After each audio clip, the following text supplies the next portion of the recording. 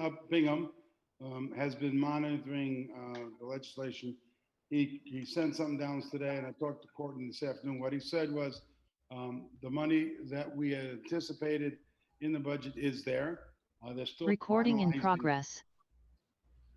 Oh, I'm sorry. Continue. That's okay. It's finalized.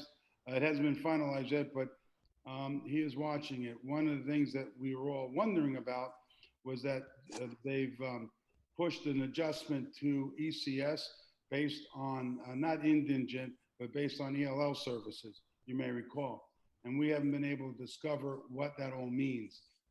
Like Courtney asked, was it $1 million, $2 million? We don't have an idea if it's $1 million, $2 million. So he was trying to research that for us. But for the board's sake, the money we had anticipated and we used in our calculations and branding it, we used the money that was allocated that came out of the committee recommendation, which was about 3 weeks ago or so. So that's there, that's been confirmed. I guess the next news would be, better news would be to know what ELL services that we provide and what that number might be over and above your $2.5 million. So with that, you've been down this road. You know what we asked for from the city. You know what the city gave us. We have all the ESSA money, which are all applications that we have to submit, but they've authorized utilizing that money. It is coming to the state of Connecticut. So we have a proposal in front of you that makes up the difference between the 1.25 or what they gave us from the city and this year's budget. I think it's not any news to any of you. Our worry is what we've told the city fathers. It's going to be in, what is it, Courtney, 2016, whenever that ESSA money comes to an end there with about $1 million. That what's going to happen there? Danbury, perfect storm, enrollment that's growing. Your resources are not growing necessarily as they ought to be. And we have a new building coming on. So you've got those things, and I think we've asked them to take a reasonable approach strategically with taxes or mill rate, look at it over time. But those of you that were with me at the meeting heard them say, even though the vote was close, they did discuss, this is something that basically, excuse the expression, they're going to kick the can down the road here and see what happens with other funding. So that's where we're at. I think Courtney has laid out something. Rich has been asking, and I think we've been able to lay out a differential between the money from the city and where it's going to be in 3 years, possibly, and this whole thing on attrition, how many people leave, how many we have to hire. So we have some ideas of that. That does change. The people you hire changes, but we put in a certain amount. So, I'll have Courtney go through it all and then open it up to questions. Courtney, go ahead. Sure. So thanks, Dr. Sal. Everyone got, I guess on Saturday, I don't know if you had a chance to look at it, what I'm about to share. It's a little bit detailed, so I'd like to encourage a back and forth. So if there are questions, I'm just going to start presenting, but feel free to raise your hand or ask a question as we go, because there's a lot of information there. I'm just going to go ahead and share my screen. Okay. So this is what you received in your packet. This is the multi-year scenario, and this was for planning purposes. This is something that I developed with Rich when we talked to you before the budget came before the city. And so we just decided to use the same format again to talk to you about what we've updated. So since the city gave us the lower amount than what we asked for, how that played out in a multi-year way. And then also, given that we know more now about what the alliance funding looks like, we included that in here as well. So basically, what this is intended to show you that if the city were just to remain flat, so we're just really trying to assess what our city or city-state need would be. And we have all of these other revenue sources. So this year we're dedicating about 2.4 million of non-lapsing city revenue that was sitting in reserve towards meeting our needs for next year, and then counting on an additional 1.5 for the following year. I apologize. And then matrix money, we don't think we have that. We don't know that we'll ever receive it. So we talked to the city about that. So if you want to reach out to the mayor and clarify, but right now I'm not counting on it in the budget because we haven't received it yet. And it looks like we're not likely to get it. And that was supposed to be $550,000 per year. So I left the line in there to show that that's a lack, a hole. And then ESSER 1, 2, and 3, you remembered earlier, these were sort of more evenly planned, but what we've done is from FY22 through 2026, when it ends, right? We're looking at spending about $37 million of ESSER money over the course of the few years. And you're going to see in the detailed documents that a big portion of this ESSER money is supporting what we would call operational expenses, because it's funding a lot of things that we asked for in our core budget. Meaning when you remember that $13 million ask that we had, we'll get to that. We've included alliance money because it's likely that it's going to grow. This is conservative by about $2.5 million per year up until FY 2026. So this is literally, we would think it might be more, like 2.7 or so. So we'll get clarification from Ryan as they let us know. And there could be additional alliance monies, as Dr. Saul mentioned, for a formula, an adjustment to the formula that would account for our ESL population, which is much, much higher than a lot of our counterparts that are getting alliance funding. So of these resources, all other things being equal, we've got 24 million or so other grant sources that kind of fund things that are ongoing, that they've been funding. So this looks at this is the ECS share, that's called alliance money, that we have to grant apply for, that increases.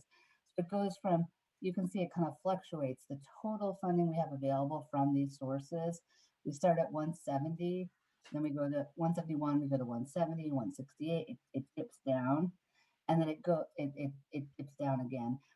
You can see because Alliance is increasing and we don't have ESSER money, that in year FY 2026, we have less total funds from all of these sources than we do in FY 2022. So what does that mean? That means that the need, and this is linked to all of the backup summary documents that I'm going to go through with you, as the need increases, and the need has just a few basic assumptions.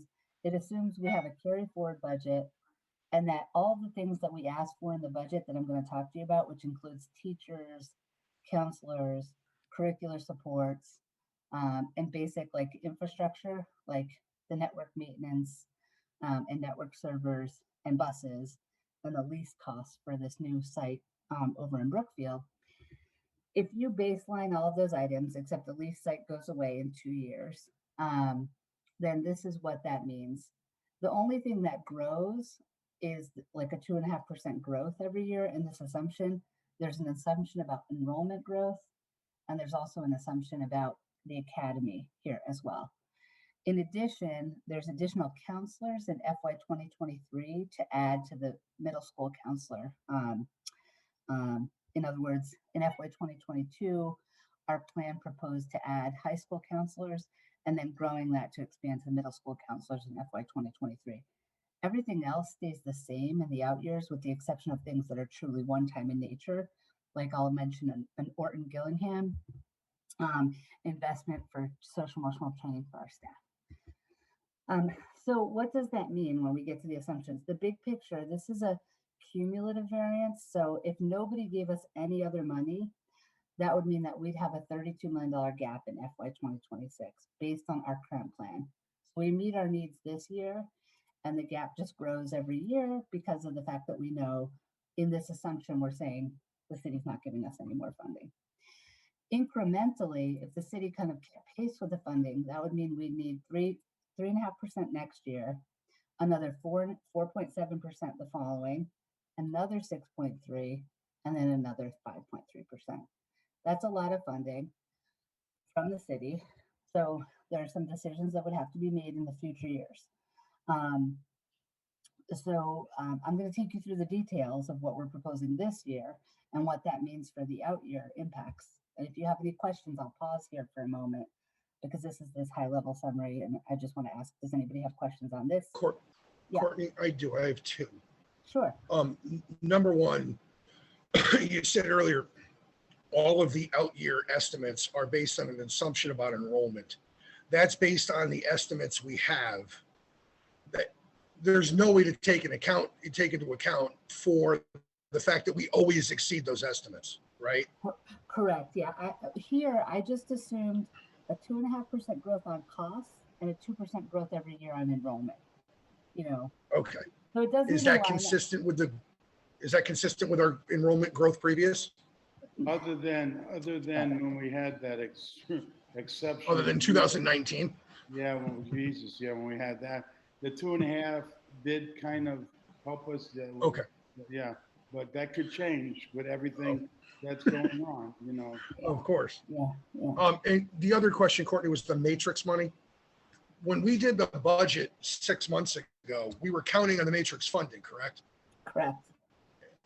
And this is I think it's the third budget cycle we've been counting on that money. And just to make sure we're clear, we've never gotten it. Correct. Yeah. We got. What is the city telling us? What is the city telling us about the matrix money? Because they're the ones telling us to count on the funding and then repeatedly not delivering the funding. Yeah, I mean, so this is the one where I did not put it in the budget for next year because I'm not going to put a risk in the budget like that. So they're saying. Thank you.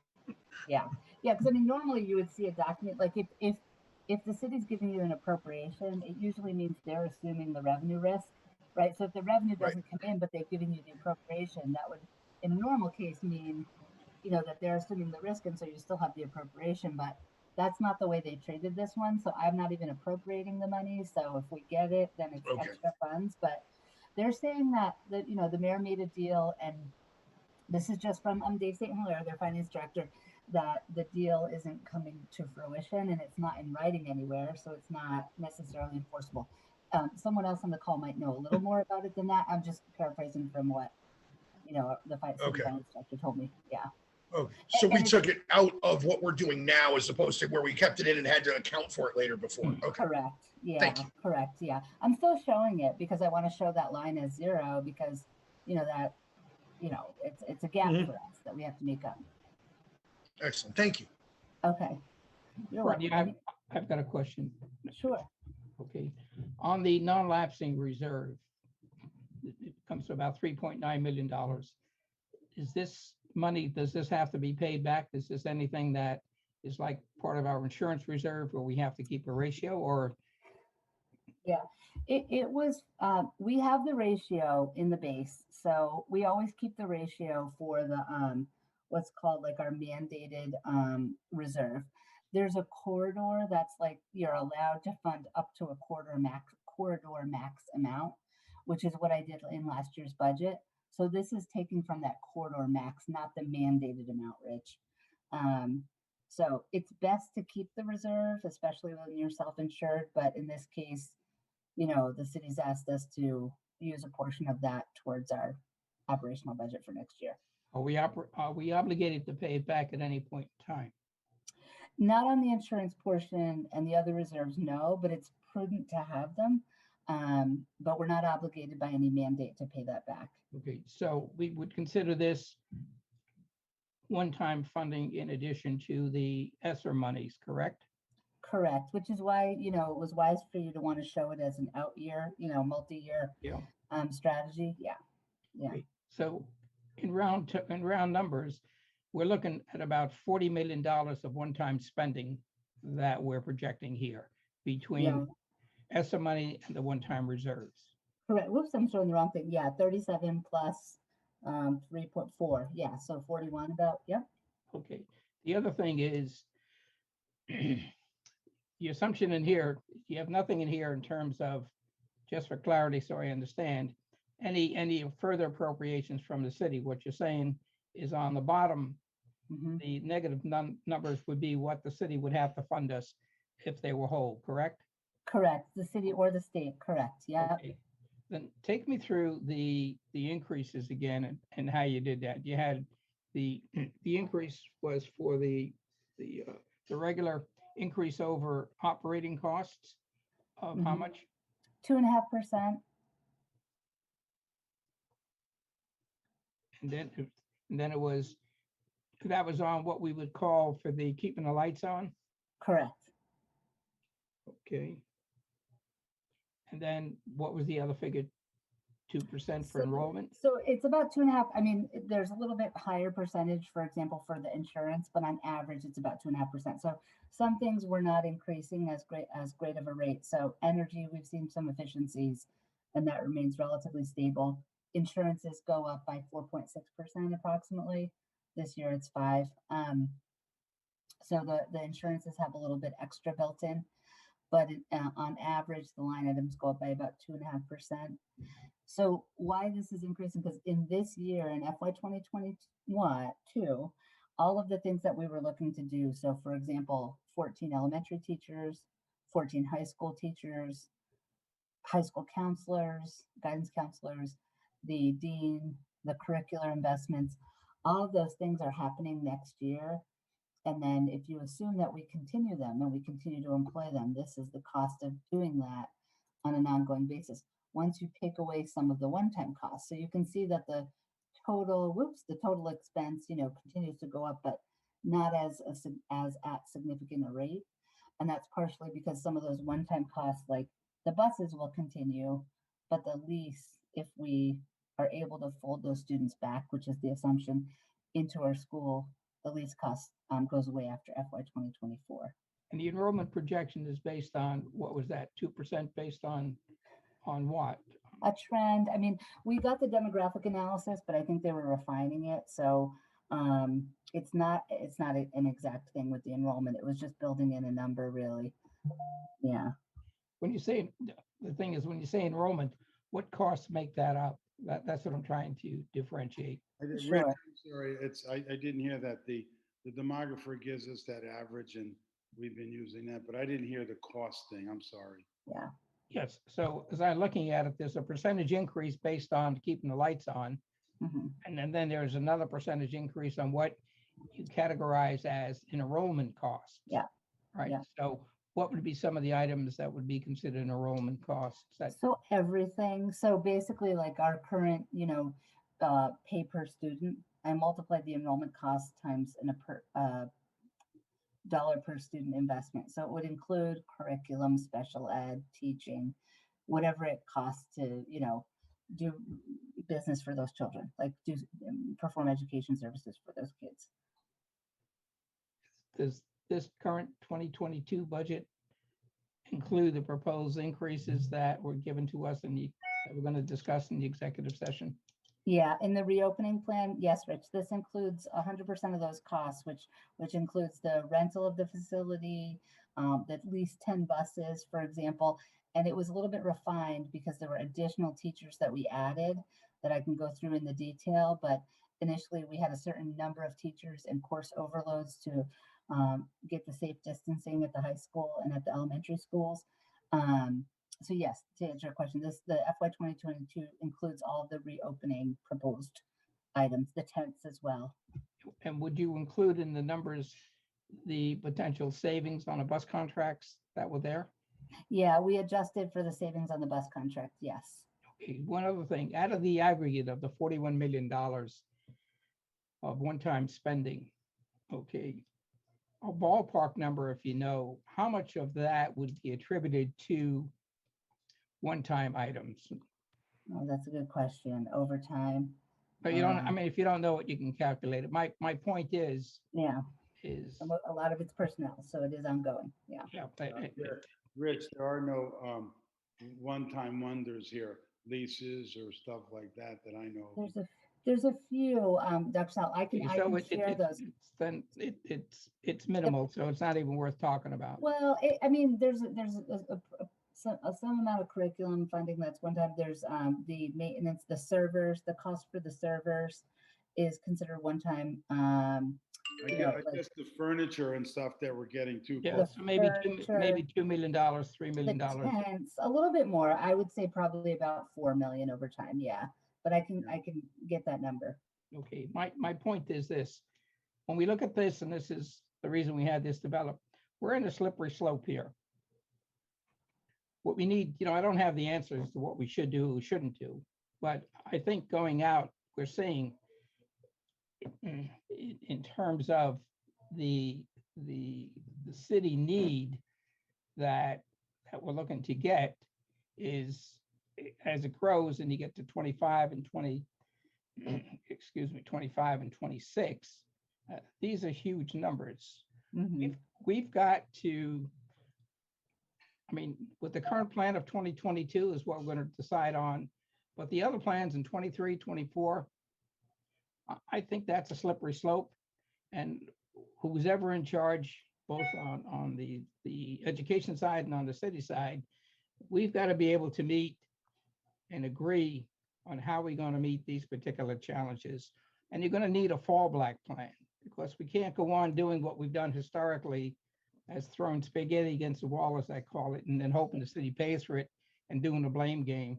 There's no way in hell that I think the city's going to give you $17 million in an ask when they give you $1 million against $13 million.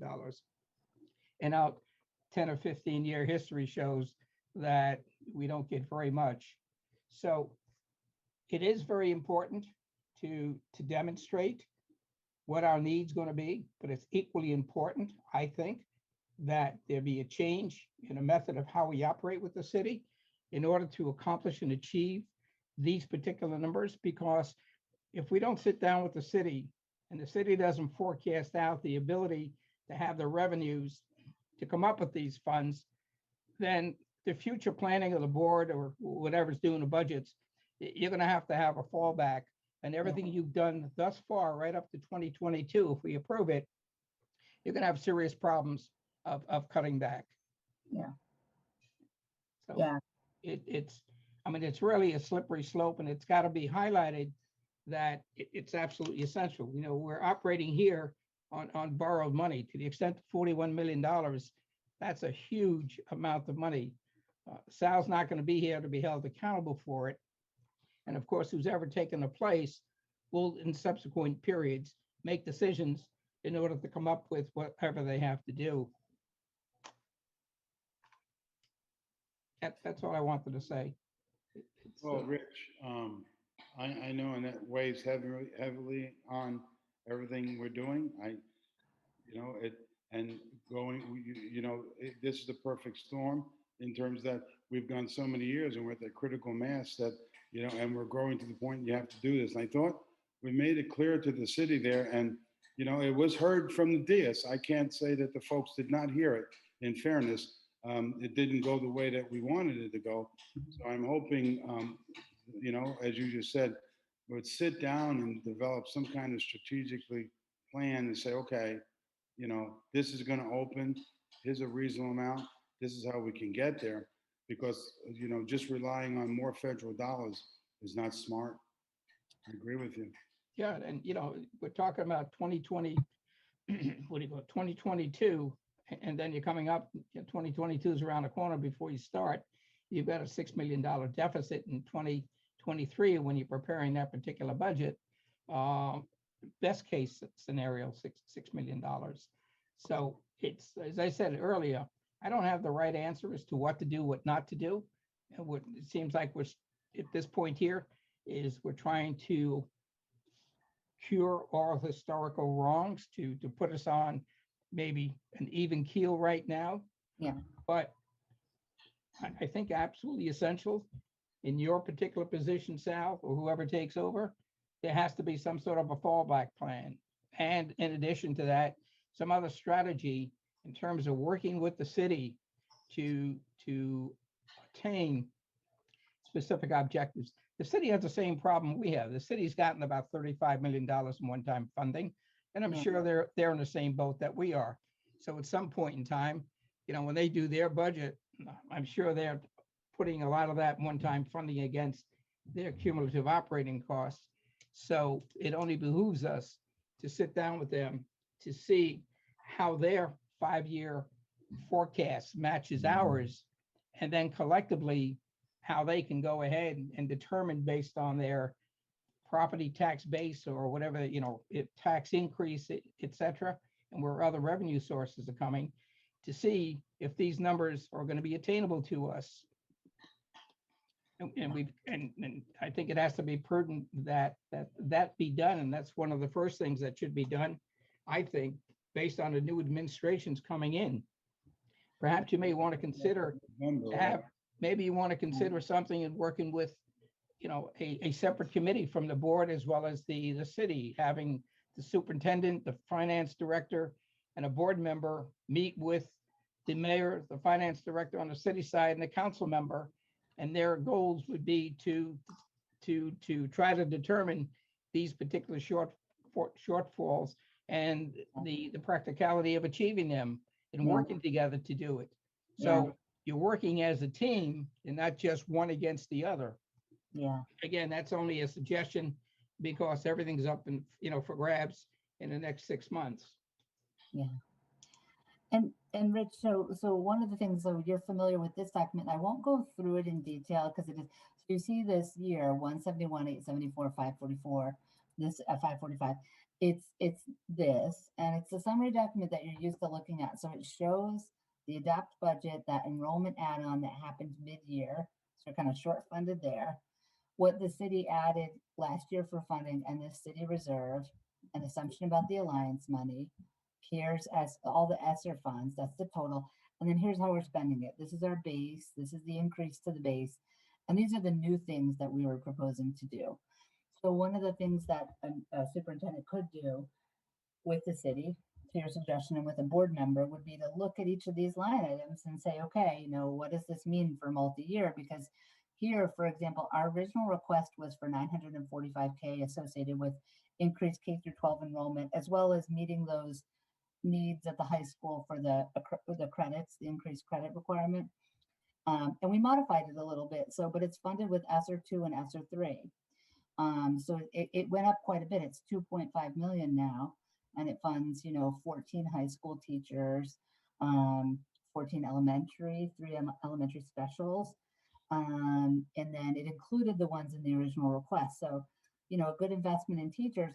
And then you can see over the years, if you looked at each of the tabs, how that funding shifts. So for example, it goes into Alliance because we're assuming that we can, it goes into not Alliance, it goes into the city funding in FY 2024, and then almost the full amount in city and Alliance in FY 2025, for example.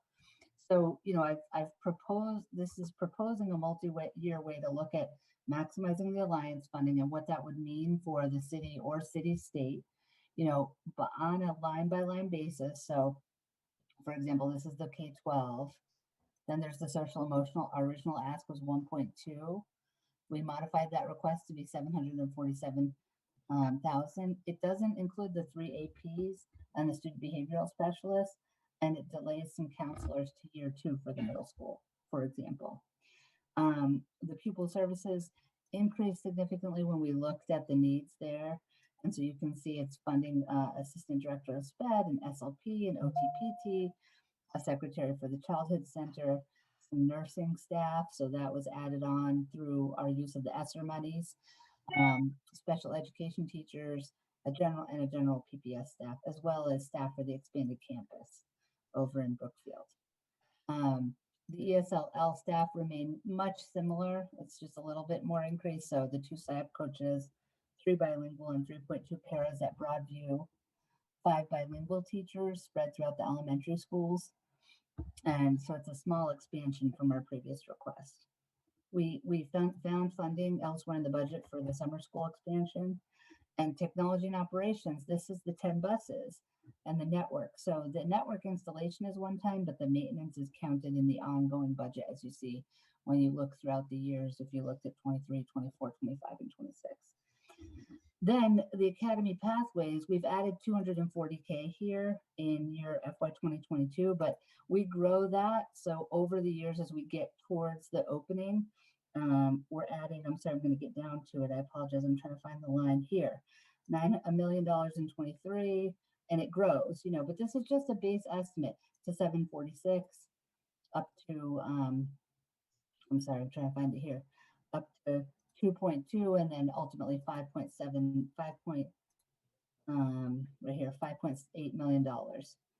So it does include an assumption about the academy. Again, that's, an increased cost that's not really accounted for anywhere in our funding stream of about $6 million. It's accounted for in that multi-year budget, as are all the shifts here. I'm going to go back to the FY 2022. So these are all the new things. And then we go down below, we have a maintenance budget which is funded with various funding streams. It has to shift back to the city once ESSER 3 goes away, or Alliance. And then we have this enrollment add-on, various items for the enrollment that grows throughout the years.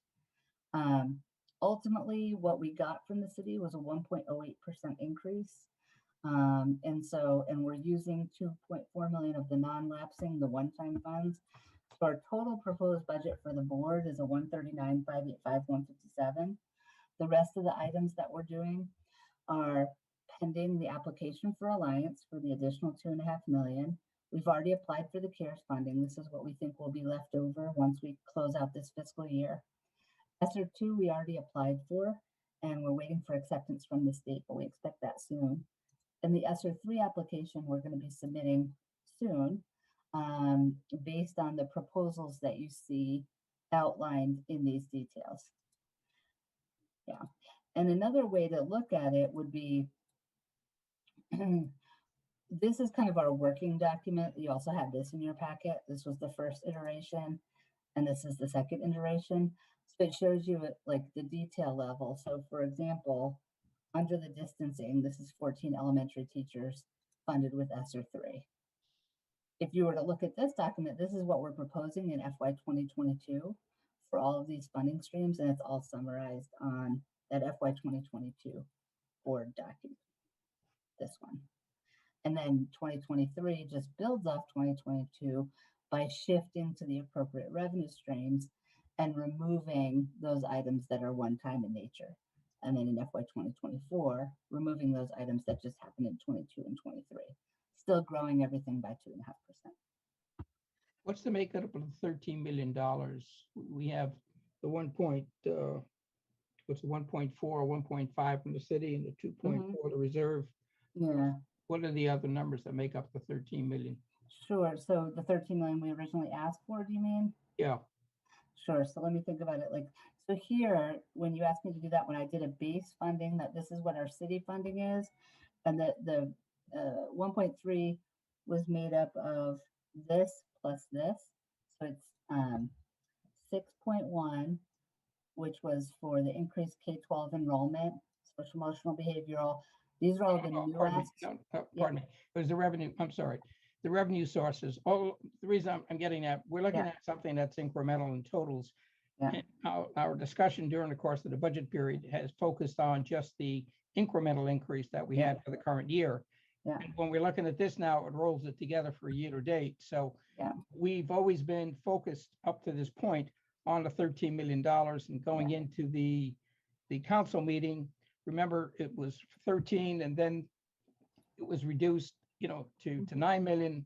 And then there was a gap of 4 million. So the components of that had to have been from the 13. Some of that was the reserve money, the 2.4, the city allocation of 1.5, and what else was to make up that 13 million? Sure. So the 13 million, I'm just showing here by doing a plus sign. What I called the new needs of 6.154 was all of that increased K through 12 enrollment, social emotional, pupil services, curricular programming, the ESLL. So that was the $6 million, what I call the new needs. And then our maintenance carry forward was about 7 million. No, And I this is understand just showing you. Yep, that totals 13. I can get that. Yep. But the revenue side, that's the cost side. The revenue side, to hit the 13 million, we got from the 13 million, we got 1.5 from the city. Yeah. And so what it is we folded some of the ongoing costs into the other funding streams. So basically for the new needs, what I'm calling the new needs, 660,000 of that went towards funding these new needs. So it was in the pupil services supports, the ESLL, and then some technology and operations support. The rest of that $6 million was shifted out to Alliance, ESSER 2, and ESSER 3. Of the maintenance costs of $7 million, which 2.7 is funded with city, this was already in the base. I counted it as a maintenance carry forward because that was the enrollment ad that was mid-year in 2019. So of the 7, the 5.8, which was the base maintenance carry forward, 1.4 is funded with the city funds. Then you have 2 million with Alliance and 2.2 with ESSER 3. So this is just the FY 2022 summary. It's just showing that of the 149 asked, 139 was funding the city, and the rest of it was, it went down to 148 because we reduced some of the needs a little bit, but essentially, you know, bulk of the funding came from Alliance, ESSER 2, and ESSER 3, which makes up about $8.8 million of that 13. So about $8.8 million basically is one-time funding of the 13. Well, not the Alliance. The Alliance is ongoing, so I would say. No, because when we're doing the budget, the Alliance was an unknown factor, so I don't think we calculated that. Right. So- So about 6.3 is one-time in nature, ESSER 2 and ESSER 3 funding. Yeah. So 6.3 is one-time funding, Mhm. 1.4 from the city, Yeah. and then you had the reserve that we had of 2.4, is that correct? Correct. The 2.4 is, where is the 2.4 reserve? Well, that's in the 139. Is that here?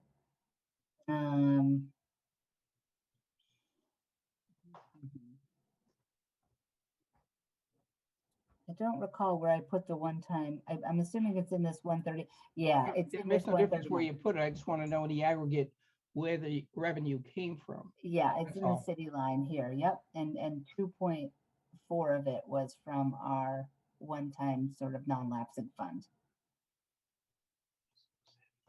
I believe so. Let me just double check here. Yeah. Here, 139,585, of which 2.4 is the city reserve. Okay, so we're still, well, apparently we're short then. Okay, I'll do it offline with you. I'm just, Okay. I want to be able to reconcile because a whole big hullabaloo for us going in and asking the council for the $13 million was that we started off with 12. They said we had, Yeah, it was 4 million or something in the reserve we can take, took it down to 9 million. Yeah. And then from there, it came down to $4 million, which was the unknown, and that was the so-called gap. That's what I was trying to get at, is the different sources that we were utilizing. So it makes sense for me anyway, at a point in time when we're discussing this, is to what we actually came up with to accomplish the $13 million.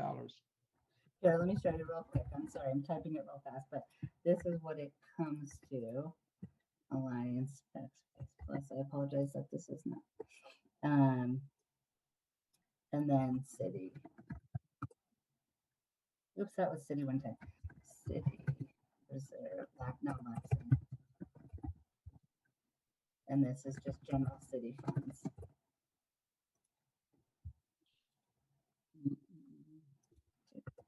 Okay. So that doesn't totally get me there, so I have to figure out, oh, plus, so this is city non-lapsing is 2.4, ESSER is 6.4, 2.5 is Alliance, another 1.4 city, 12.7, so I still have to explain another 500K, which I'll get from That's you. okay, that's rough Yeah, enough. yeah. Okay, all right.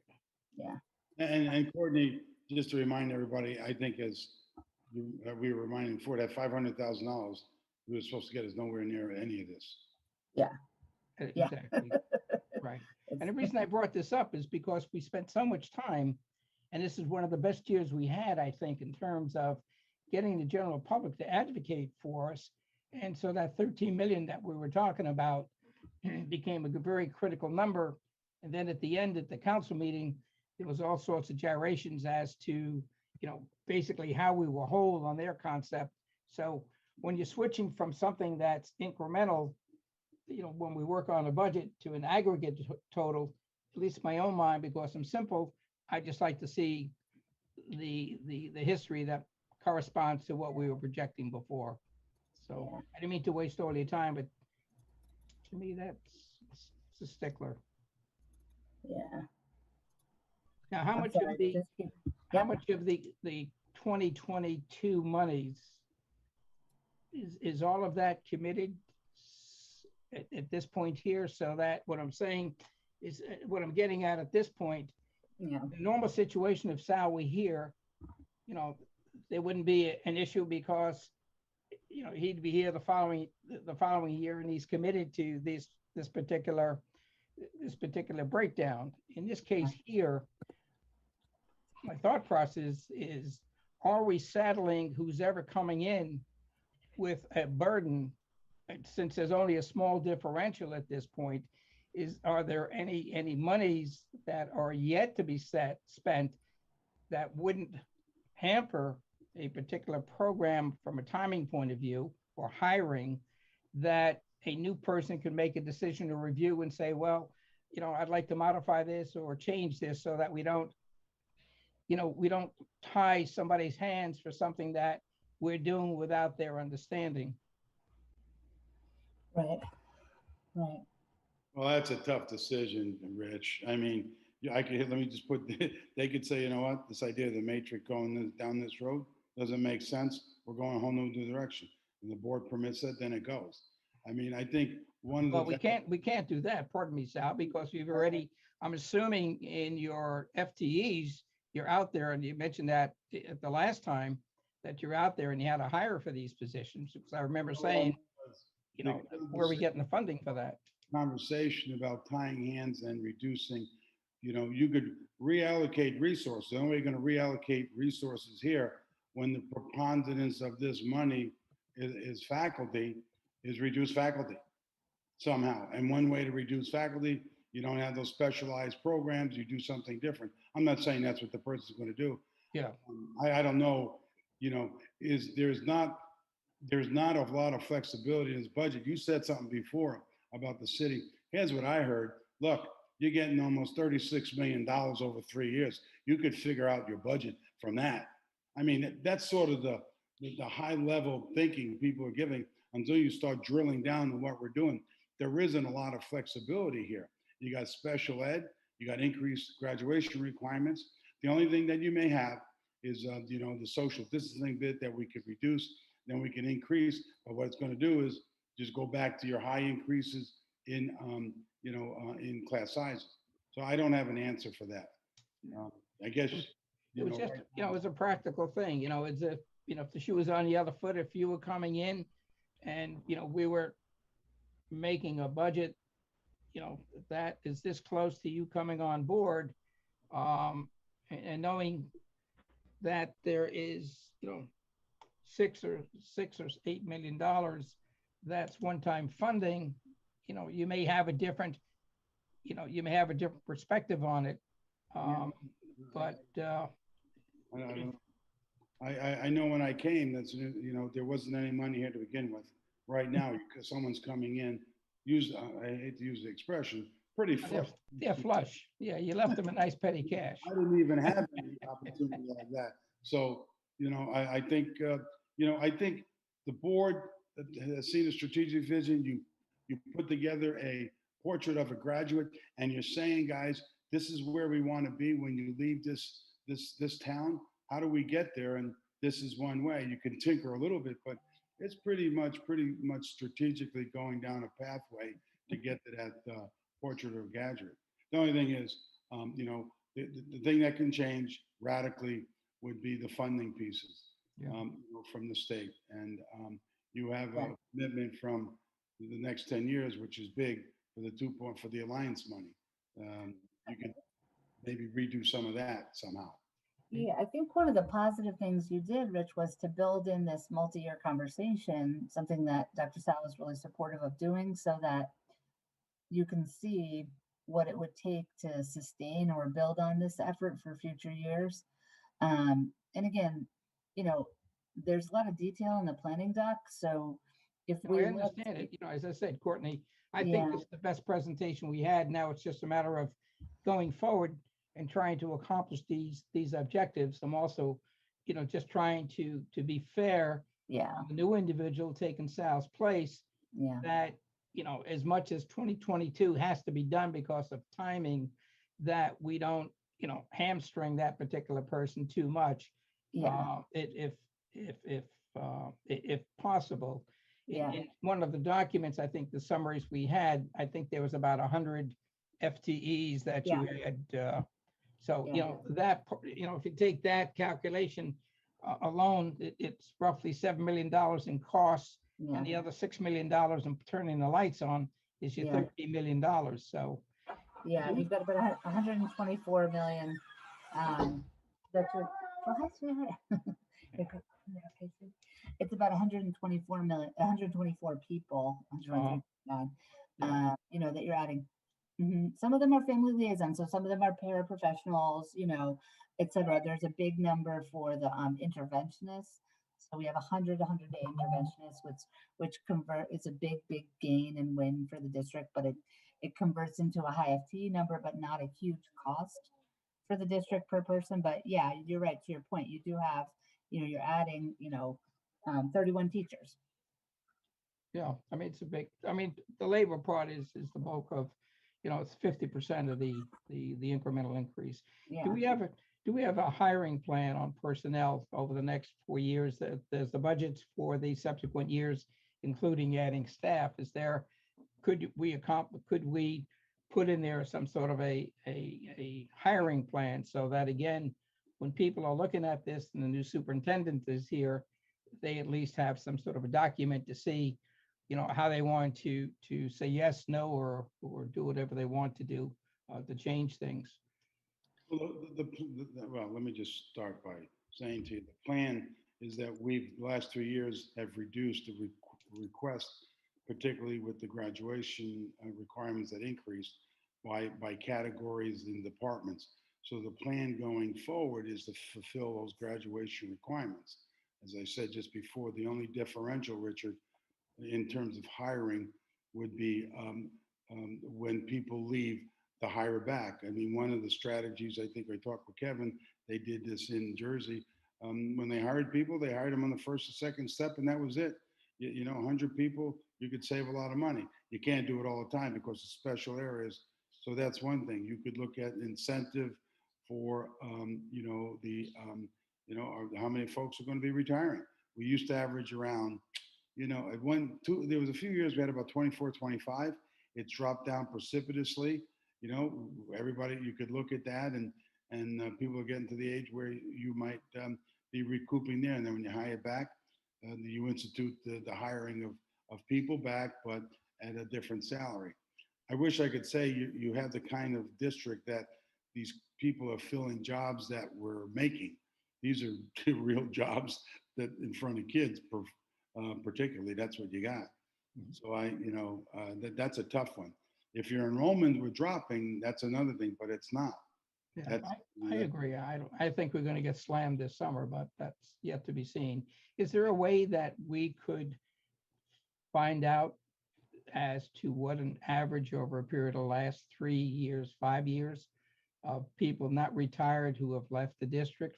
Yeah, I think Kevin did that. Yeah, working on something with that, and Kim, I don't know if he has, but we do. We could talk to that. How many? Yeah, I have some information. Give me a minute, Mr. J. Thank you, because that may be a way to look going ahead, is to say of this big ask of 16 million, how much of that could be mitigated in terms of an attrition, which I would assume the new staffing in the aggregate would fill those positions. Right. So this number is easier to speak to. The attrition number is easier to talk about for our K-5 and elementary levels. So I was able to get some data for the last couple of years. This is unofficial. It came from our technology department.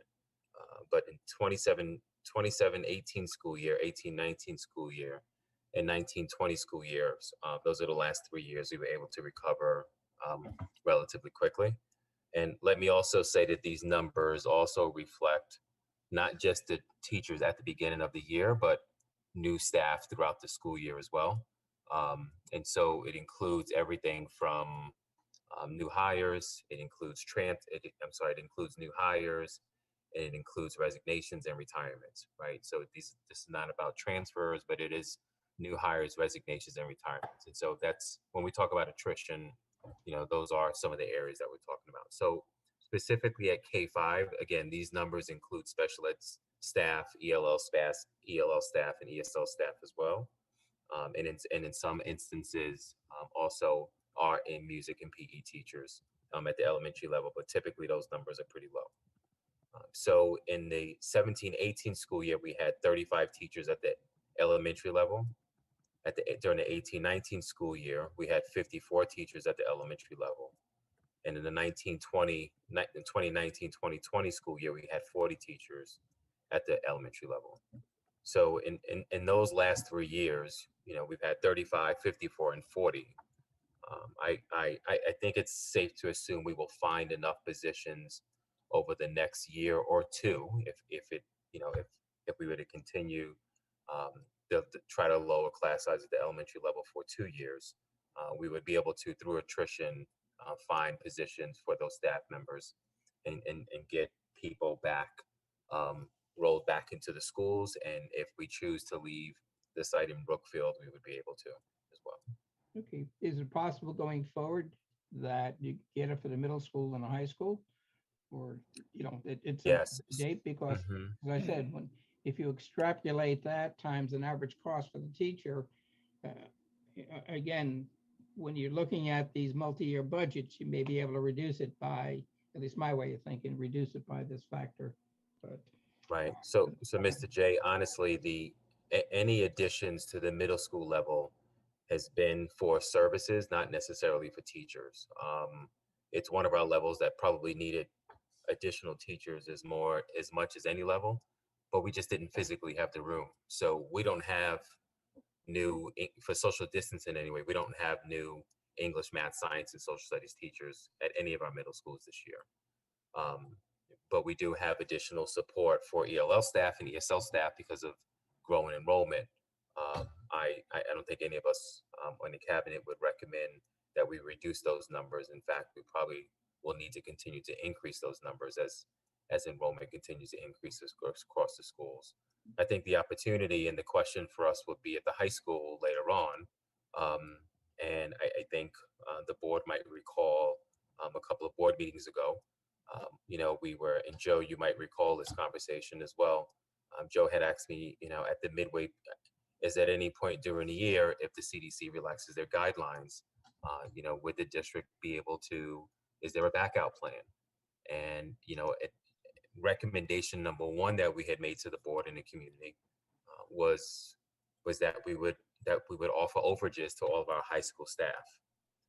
And then later, we thought it was a better course of action to have full-time positions included in the budget. And so the next time we made the recommendation to the board, we actually included 15 additional sections to the high school. And this by offering an 8-period day instead of a 7-period day with additional overages for every teacher. And overages meaning instead of every teacher teaching 5 classes, the majority of Dan's staff would have been teaching 6 classes. We thought it was a better approach to just go to an 8-period day, and everyone would continue to teach 5 classes, but by having those additional teachers, we would be able to have less kids per classroom. So when it's time to open up the new building, if we remain in the 8-period day, we would continue to be offering more sections, and we will need new teachers no matter what. But you know, if as a district, we may have to reevaluate if we can afford this 7-period model, 8-period model. But you know, we do have a little time to continue to evaluate that to see if it's reasonable. But that's the only opportunity I see at the 9-12 level, is, you know, reassessing the 7-period schedule versus the 8-period schedule. And I think everyone on this call right now is aware of the needs moving forward to open up the new building. Middle school, I don't see any opportunity. In fact, I only see continued growth. You know, opening up the new schools, we have the additional seats going to the new building, plus the services that we'll continue to need to provide at the middle school level. And again, to pick up on, as we're getting closer to the summer into September, in the event they roll back the 3-foot spacing thing, would our plans be to continue as we are on this particular program to go ahead for the year 2022 with everything that we've done, utilizing the 3-foot concept, or are you going to be looking to jockey things around, you know, at the last minute to try to accommodate, you know, that ruling? Or is it too early to say? To be Right. fair, If to the cabinet, I'm sorry, sir. No, I'm just going to be fair to all of you. You know, there could be savings, yes. Number one, I think there's some backup possibly on some rental equipment. The furniture is coming. You're replacing furniture that needed to be replaced, so that's not going anywhere. You'll save money on the tents. The problem, Richard, when you create a schedule, you've got youngsters that are scheduled now for the year. You can't just rip apart that schedule and Sure. tell them that now we're not going to have those electives or we're not going to have those graduation requirements. I think you're sort of, no, I don't want to say stuck. You've got it for a year. Then, as Kevin says, as you look forward, if the decision is to go a different way, then you can. Overloads work, but this year we had close to 70 of them. Teachers don't want to do them. You got some real problems. Some people on the board sitting there may realize we've had subs that were not qualified in terms of content. They were qualified subs to teach science, physics, and it's a real problem. So I don't see any savings there. I see it on some of the stuff, operational stuff, very possibly, right, Courtney, in terms of Yeah, what we could save. And even yeah. if we want to back off some rental down the road after next year, we could back off of those. But that's all I see at this point. Okay. All right. It was just, as I said, I had a whole bunch of questions, and I think it was just important to ask because I personally, I agree. I think there's been too much disruption in the past couple of years with, changing schedules and things happening so quickly that if we're focused on this 3-foot rule and we've got all these costs and then with the new lease of the Brookfield School in place for all this stuff, then we stay with it and we take the following year as it Right. comes. The families are relying on that, and No, they, I agree. I agree with that. They deserve that stability. Excuse me, Sal, Yeah. if I may, Yes, do we, Mr. Ha- Oh, I'm sorry. Madam Chair, may I? yes, Mr. Russo.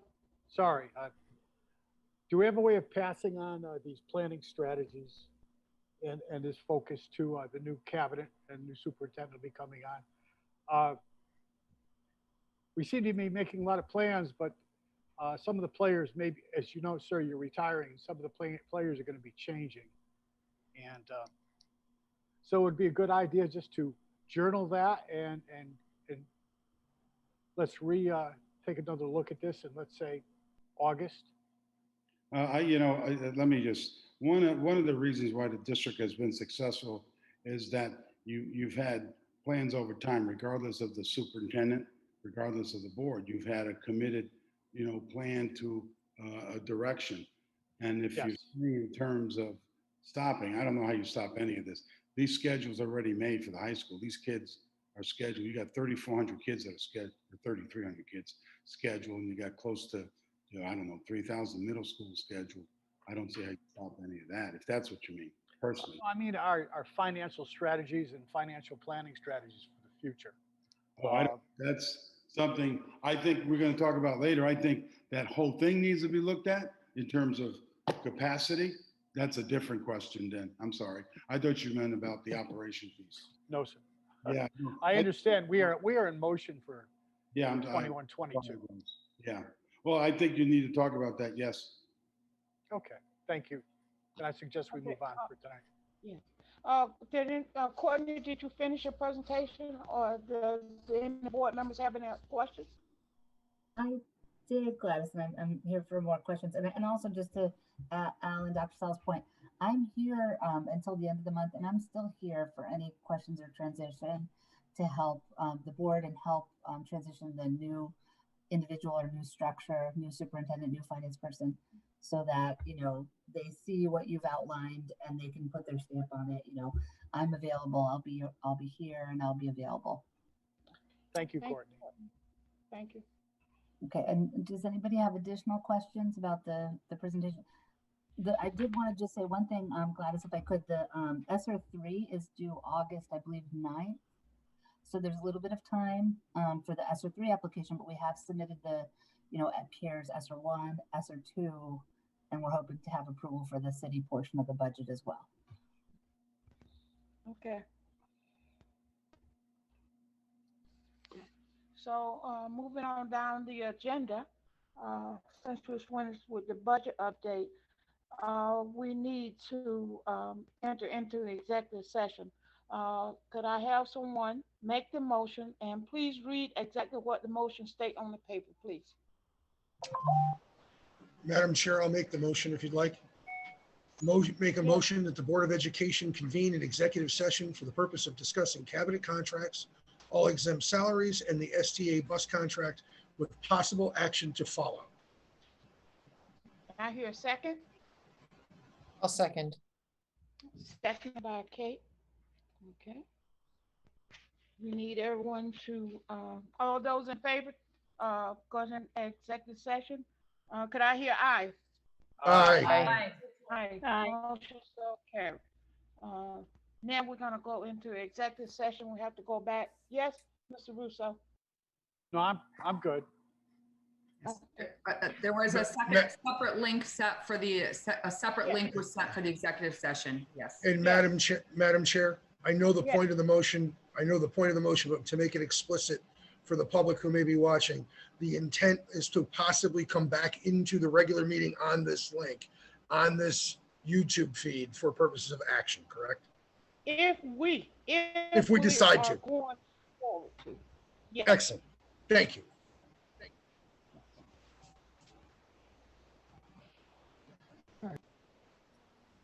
See everybody there.